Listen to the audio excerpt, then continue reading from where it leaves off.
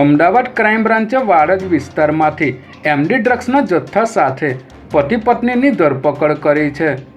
Crime બ્રાન્ચે બાતમીના આધારે Vadaj Akbarnagar circle પાસે આવેલી હટ કોલોનીમાં રહેતા કમલ બિશ્નોઈ અને તેની પત્ની રાજેશ્વરીની અટકાયત કરી તેમના ઘરમાં તપાસ કરતા ઘરમાંથી અને આરોપીના ખિસ્સામાંથી એમડી ડ્રગ્સ મળી આવ્યું હતું। ત્યારે પોલીસે અહીંથી 35.77 લાખની કિંમતનું 357 ગ્રામ એમડી ડ્રગ્સ કબજે કર્યું હતું।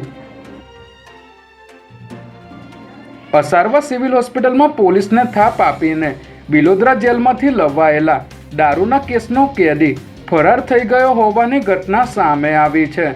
કઠલાલ પોલીસે પ્રોહિબિશનના ગુનામાં આરોપી પ્રતિક ડાભીને પકડીને બિલોદરા જેલમાં મોકલ્યો હતો। ત્યારે આરોપીની તબિયત લથડતા તેને સારવાર માટે અસારવા ખાતે આવેલી 1200 બેડની હોસ્પિટલમાં લાવવામાં આવ્યો હતો।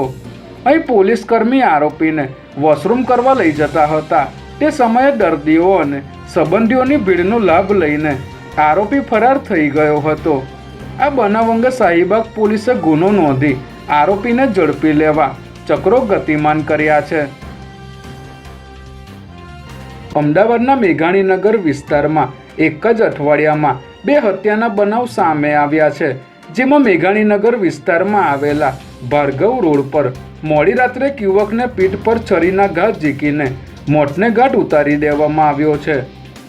ભાર્ગવ રોડ પર ચંદ્રશેખર તોમર નામનો શખ્સ મિત્ર સાથે જઈ રહ્યો હતો। ત્યારે કોઈ અજાણ્યો શખ્સ આવ્યો હતો અને ચંદ્રશેખરની પીઠ પર આડેધડ છરીના ઘા ઝીકીને ફરાર થઈ ગયો હતો।